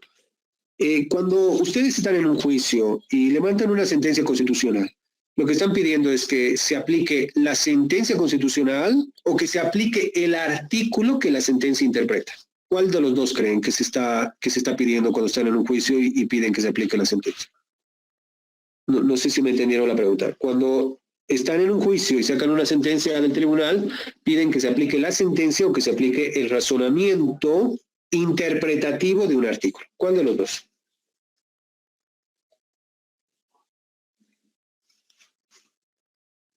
Interpretativo de la resolución, doctor. De la ley, ¿no es cierto? Es decir, la interpretación de la ley conforme la sentencia, ¿cierto? Sí, doctor. En este caso, sentencia constitucional, la interpretación de la Constitución conforme a la sentencia, ¿sí? No sé si me han entendido bien esa pregunta que es importante que acaba de responder Ramiro.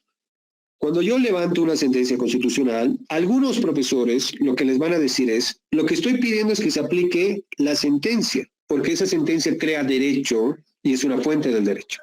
Otros profesores, en cambio, lo que van a decir es, no estás pidiendo que se aplique la sentencia, lo que estás pidiendo es que se aplique el artículo interpretado conforme a la sentencia. Son dos cosas totalmente diferentes, porque cuando digo se aplique el artículo conforme a la sentencia, se aplique la sentencia, estamos hablando de dos razonamientos diferentes sobre la concepción que tenemos sobre las fuentes del derecho. Ahora, muy brevemente veamos lo siguiente. La Constitución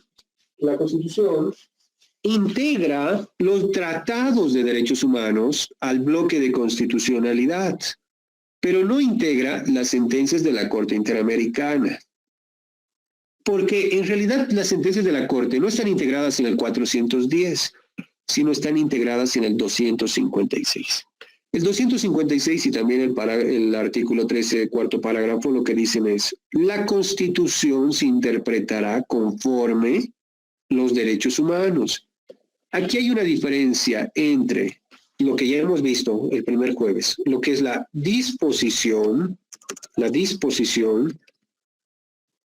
y lo que es una norma.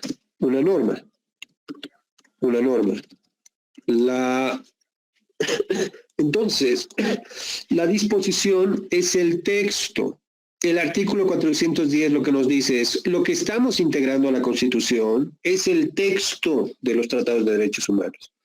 Y el artículo 256, cuando nos dice, hay que interpretar la Constitución conforme a los derechos humanos, lo que está integrando es ¿qué cosa? La interpretación por parte de esos textos, Cuando el Tribunal Constitucional sostiene que lo que está integrándose al bloque de constitucionalidad es la sentencia de la Corte Interamericana, pues genera una confusión. ¿Por qué? ¿Por qué genera esa confusión? Porque si es que fuera así, tendría que pasar lo siguiente, tendría que pasar algo así. Cuando la Constitución dice sí y la ley dice no, el Tribunal Constitucional declara inconstitucional la ley. Pero, si la ley no va en contra de los derechos humanos, perdón, no va en contra de la Constitución, pero sí va en contra de los derechos humanos, que dice sí y la Constitución no dice ni sí ni no, entonces tú puedes plantear la inconstitucionalidad de la ley para que se declare inconstitucional. Ahora, si se puede declarar inconstitucional la Constitución, es un dolor de cabeza que no voy a entrar a analizar ya, pero si la ley va en contra de los derechos humanos, pero no en contra de la Constitución, porque la Constitución no dice ni sí ni no, y los derechos humanos dicen sí y la ley dice no, entonces plantea la inconstitucionalidad y declaras inconstitucional la ley. Ahora, la pregunta es, ¿qué ocurre si la ley no va ni en contra de los derechos humanos ni en contra de la Constitución, sino va en contra de una sentencia de la Corte Interamericana de Derechos Humanos? Podríamos declarar inconstitucional la ley, no porque vaya en contra de la Constitución, en contra de los derechos humanos, sino porque va en contra de la sentencia de la Corte. El criterio generalmente admitido es no. ¿Por qué? Porque si la ley va en contra de la sentencia, en realidad está yendo en contra del derecho humano interpretado conforme la sentencia. No sé si me han entendido. Es decir, que el 410 no integraría al bloque de constitucionalidad las sentencias, sino que a efectos interpretativos en el 256 nosotros interpretamos la Constitución conforme a los derechos humanos y por tanto conforme las sentencias de la Corte Interamericana. Estas dos posturas son muy discutidas en la doctrina, ¿sí? Son muy discutidas en la doctrina.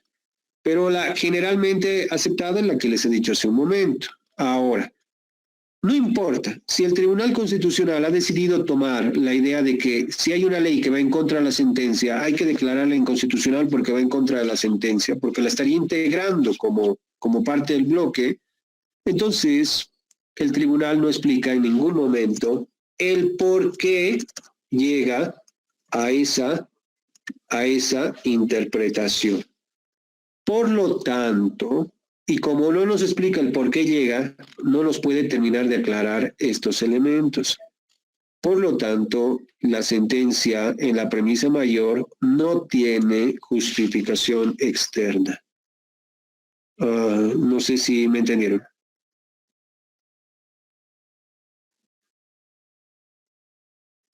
¿Sí? ¿Pudieron entenderme?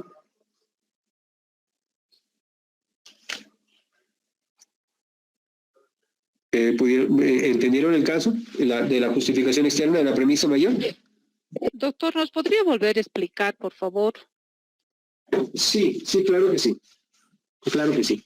Lo que pasa es que la sentencia dice que del 410 forman parte las sentencias del bloque de la Corte Interamericana. Las sentencias de la Corte serían parte del bloque de constitucionalidad. Es decir, las está integrando al bloque de constitucionalidad como disposiciones. Ahora, veamos este caso. Cuando la ley va en contra de la Constitución, se declara inconstitucional. Cuando la ley va en contra de los derechos humanos, también se declara inconstitucional. También se declara inconstitucional, ¿no? Entonces, ¿qué ocurre cuando la ley va en contra de una sentencia de la Corte Interamericana, pero no va en contra de los derechos humanos y de la Constitución? ¿La podríamos declarar inconstitucional? No, porque en realidad lo que nosotros decimos, en general, lo más aceptado, porque la otra postura es de una minoría de profesores, es que la sentencia se declara inconstitucional, se declararía inconstitucional esta ley, no porque vaya en contra de la sentencia, sino porque va en contra de los derechos humanos interpretados de una determinada manera por la sentencia de la Corte. Es decir, lo que estamos discutiendo en este caso es qué tipo de fuente del derecho es la jurisprudencia. En otras palabras, cuando yo voy, les ponía el ejemplo, a un juicio y saco una sentencia constitucional, estoy pidiendo que se cumpla la sentencia constitucional o que se cumpla el artículo interpretado conforme lo que establece la sentencia. Lo que en general aceptamos es que nosotros pedimos el cumplimiento del artículo interpretado conforme a la sentencia. Por lo tanto, la integración de la sentencia no puede ser en el marco del 410 como establece el tribunal, porque no se está integrando esta sentencia como si fuera un tratado de derechos humanos, sino lo que se está integrando es en el marco del 256 como una interpretación de lo que debe entenderse el derecho a la vida, de lo que debe entenderse el derecho a la libertad de expresión, etcétera. Y por lo tanto la integración ya no entraría dentro del marco del 410, sino en el marco del 256 de la Constitución. No como un texto, sino como una interpretación del texto. No sé si me entendieron ahora, sí.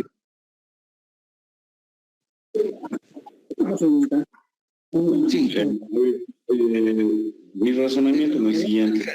Sí, Sergio, antes, Javier estaba opinando antes de que hable Sergio. Un comentario, doctor. La actual norma que ha emitido la Asamblea de la prórroga de las elecciones por 90 días está haciendo, digamos que como esto tiene un recurso de inconstitucionalidad, estaría afectando un derecho a la vida. Esta norma podría ser también declarada inconstitucional por este aspecto. Lo que pasa es que, perdón, Javier, ¿cuál es la pregunta concreta? Lo que pasa es que no leí ni la demanda, ni tampoco leí la ley. La verdad es que estuve más en casa leyendo otros libros y un poco desconectado del mundo. Perdón. Y como resumen, ¿no? Que la Asamblea ha promulgado una ley, ¿no? Que da un término para que se realicen las elecciones de 90 días. Muchas autoridades han impugnado o han reclamado este aspecto, indicando que puede ser sujeto a una inconstitucionalidad presentando los recursos respectivos. Entonces, esta norma estaría vulnerando el derecho a la vida, porque no se puede, digamos, hacer las elecciones en un periodo de cuarentena o algo así. Entonces, esta norma estaría siendo inconstitucional al afectar un derecho humano que es la vida. Este era mi comentario en realidad. Sí, me parece interesante. Un poco me inhibo a contestar más profundamente porque la verdad sí está un poco desconectado del mundo y bueno, ahora voy a leer un poco sobre eso. Lo siento, Javier, no estoy muy interiorizado. Perdón, ¿alguien más quería hacer una pregunta? Sí, doctor, está claro esta parte. Si la ley contradice la Constitución y si la ley contradice los derechos humanos, se constituye en inconstitucional, porque es parte del bloque de constitucionalidad. Sí. Del 410. Sin embargo, cuando hacemos referencia a la ley con relación a una sentencia de la Corte Interamericana de Derechos Humanos, usted nos decía que no se puede declarar inconstitucional, porque no es una interpretación a un trazado, al texto, ¿no es cierto? Sí, exacto. Es decir, no es porque vaya en contra meramente de la Constitución, sino... perdón, un segundito, se me ha atorado.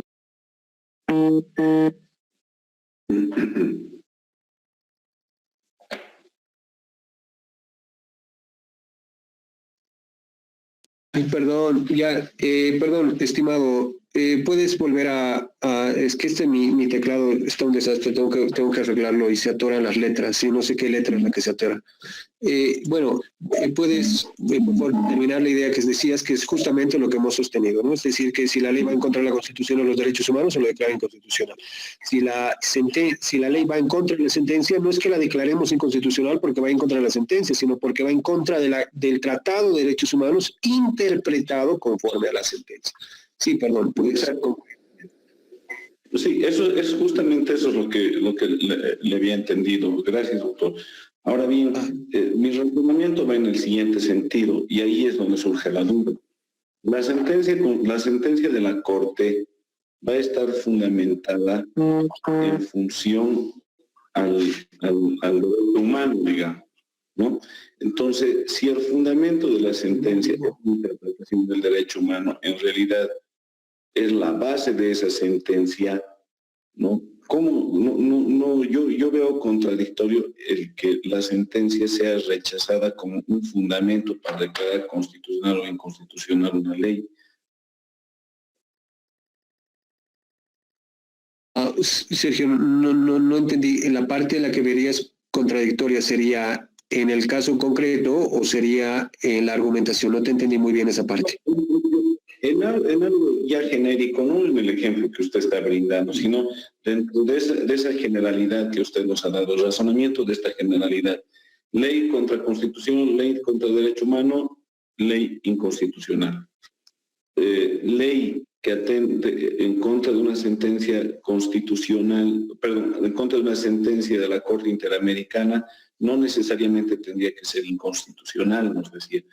¿Dónde es la parte? Bueno, sí podría ser necesariamente constitucional, podría ser, pero no en el marco del 410, sino el del 256. Porque el 410 te dice, los derechos humanos forman parte del bloque, y el 256 lo que te dice es, los derechos humanos obligatoriamente serán interpretados conforme los derechos, o sea, la Constitución será interpretada conforme a los derechos humanos. Entonces lo que te está diciendo es, no es que tienes libertad para interpretar la Constitución, perdón, los derechos humanos. La manera en la que debes interpretar los derechos humanos es conforme la Corte Interamericana o el órgano respectivo te ha dicho que debes interpretar. Gracias, doctor. Ahí es la cosa. Gracias. Sí, pero es confusión de artículos y me parece que ese es el error de la sentencia, que no explica por qué tendría que integrarse los derechos, las sentencias de la Corte en el 410 y no en el 256. Entonces, ahí no hay justificación externa. Sí. Bueno, antes de concluir, gracias, no a ti, más bien, ¿alguien más tiene alguna duda antes de concluir nuestra clase y haber mostrado un poco las sentencias hoy día sobre lo que hemos ido viendo, dónde está la utilidad de lo que hemos visto? Doctor, un comentario. Sí, Milenka. Entonces, lo que se entiende que lo que es vinculante, obviamente, son las sentencias de la CIDH, ¿no es cierto? Pero como un estándar, digamos. Pero lo que no es vinculante con nosotros, con el bloque de constitucionalidad, es la parte dispositiva de cada una de las sentencias, ¿no es cierto? Porque no necesariamente va a ser aplicada en nuestra normativa, ¿está bien? Sí, exactamente, Milenka, es una parte muy interesante. Lo que se va a aplicar en el caso contra Argentina es el razonamiento, y el razonamiento no se lo va a aplicar en el marco del 410, se va a aplicar en el marco del 256. ¿Qué significa eso? ¿Cómo debo entender el derecho a la prohibición del sol el repete, que ha resuelto contra Argentina, por ejemplo, conforme la Corte Interamericana, entendido en el caso tantos? Entonces, tú estás interpretando... no estás aplicando la sentencia de manera directa, la estás usando vía el artículo establecido en la Convención Americana de Derechos Humanos. No sé, Milenka, o sea, tu explicación fue muy clara y creo que no sé si yo fui muy claro al retroalimentar esa explicación. Está bien, doctor, le he captado. Muchas gracias. Gracias a ti. Gracias. Sí, alguien más. Doctor. Sí, te escucho. Doctor, de antemano no voy a ingresar a ningún tipo de preguntas, sino agradecerle por la paciencia y el buen humor por haber impartido estas clases. Muchísimas gracias, doctor. Felicidades. No, gracias a ustedes. Voy a pasarles al grupo un seminario que organizamos con unos amigos. Espero que tengan algo de tiempo para verlas, son un poco largas, de 2 horas cada sesión. Y bueno, ustedes me dicen qué les parece. Tiene que ver con lo que vimos la otra vez de bullying, tiene que ver con tema de sesgos cognitivos y otras cositas que a ver qué les parece a ustedes. Para mí ha sido un gusto el haber compartido con ustedes estos días de clases. Sé que ya muchos tienen que almorzar. Y bueno... gracias por su atención y gracias por su paciencia. Gracias por su paciencia. Si es que alguien me debía... Sí, gracias. Blida, dime, Blida. Muchísimas gracias a usted, doctor. Ha sido un gran mentor. Gracias, Blida. Para mí también ha sido un gusto conocerlos, aunque virtualmente. Gracias. Si alguien me debiera un trabajo, todavía sus trabajos, por favor, lo pueden mandar hasta el día martes o miércoles, que me imagino ya me mandarán el acta oficial y voy a empezar a subir las notas a partir de su participación y los trabajos que han enviado. Doctor, Cualquier pregunta que tengamos la podemos preguntar porque hay algunas dudas también. Entonces, claro. Anotes y no sé si podría mandarnos un correo o su número de celular. Sí, estoy en el grupo. Mi número es el 725-61268, Boris Arias. Estoy también, pero en el grupo, ¿no? Pero ahí está mi número, 725-61268. Nuevamente. Gracias. Boris Arias. Muchísimas gracias, doctor. Doctorazo, un gusto haber compartido nuevamente estos días con usted, doctor. Hemos aprendido mucho, hemos reforzado lo que teníamos aprendido anteriormente. Un abrazo, doctor, y cuídese de su gripe, doctor. Muchísimas gracias. Sí, qué macana, ¿no? Justo. Gracias. Un gran saludo a todos y un gran saludo a los viejos amigos que he visto en la lista y además que han participado aquí. Gracias, doctor, por todos los conocimientos transmitidos. Gracias. Un saludo grande, doctor. Gracias por todo. Bien, suerte. La conferencia ya no se está grabando. Hasta luego, doctor. Muchas gracias. Muchas gracias, doctor. Hasta una próxima oportunidad. Muy agradecido. Un saludo. Suerte, nos vemos. Gracias por su paciencia, doctor. No, ustedes. Gracias, doctor. Hasta luego. Chao, nos vemos. Procuremos compartir material, querido doctor Boris. Y sí, se los voy a enviar ahorita a los videos, a ver qué les parece. Ya, muchas gracias, doctor. Se le agradece. Adiós, suerte. Éxito, gracias. Gracias. Muchas gracias, doctor. Hasta otra oportunidad. Un gran saludo. Gracias, doctor. Hasta luego. Chao, suerte. Chao, Luis. Bueno, doctor, muchas gracias por todo. Suerte, gracias. A ustedes también. Muchas gracias, doctor. Un saludo, que se mejore. Hasta luego, doctor. Gracias. Suerte, gracias. Gracias a ustedes. Bien, doctor, muchas gracias. Hemos acabado con el módulo de hoy. Le voy a estar mandando las planillas oficiales en el transcurso de los días.